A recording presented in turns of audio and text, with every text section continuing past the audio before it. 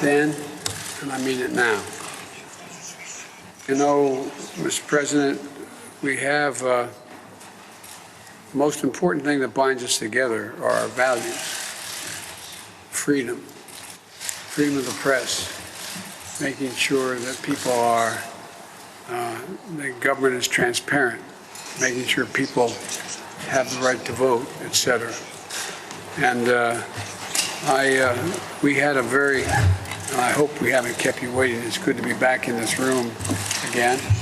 But I hope we didn't keep you waiting too long. But we were discussing a lot of things in private, not the least of which was that, as I pointed out, and my colleagues, I confident agree with me, is that America's ability to meet its role in other parts of the world rests upon a united Europe and a secure Europe.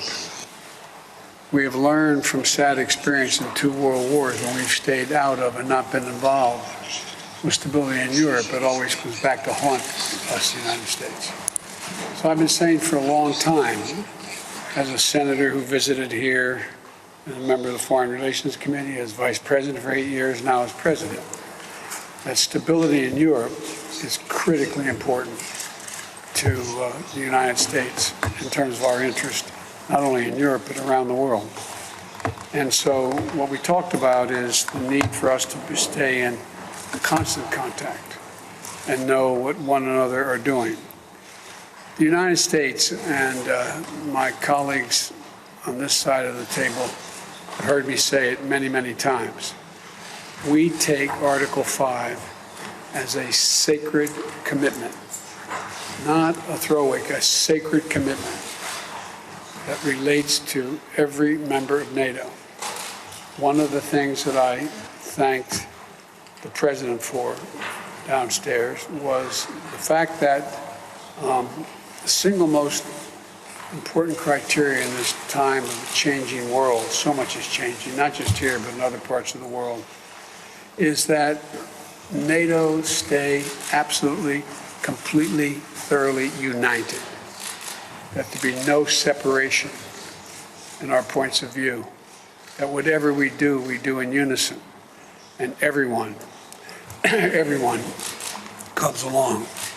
I'm confident that Vladimir Putin was counting on being able to divide NATO, to be able to separate the eastern flank from the west, be able to separate nations based on past histories. But he hadn't been able to do it. We've all stayed together. And so I just think it's so important that we, Poland and the United States, keep in lockstep in how we're proceeding. And also, we do acknowledge that Poland is taking on a significant responsibility that I don't think should just be Poland's, it should be the whole world, all of NATO's responsibility. The fact that you have so many Ukrainians seeking refuge in this country of Poland. We understand that because we have in our southern border thousands of people a day, literally, not figuratively, trying to get into the United States. But we believe that we, the United States, should do our part relative to Ukraine as well by opening our borders to another 100,000 people. But that's, and in addition to that, I think it's important that we are in constant contact as about how we each wish to proceed relative to what Russia is doing and how to proceed. And so I just want to thank you, Mr. President, for being available, for being so cooperative, for being and letting us know exactly what's on your mind, what's on the mind of the Polish people, what their concerns are, and what they think our responsibilities are. But I'll end where I began, and that is we take as a sacred obligation Article 5, a sacred obligation of Article 5. And you can count on that, and not just, I'll end where I began, for your freedom is ours. So thank you very much.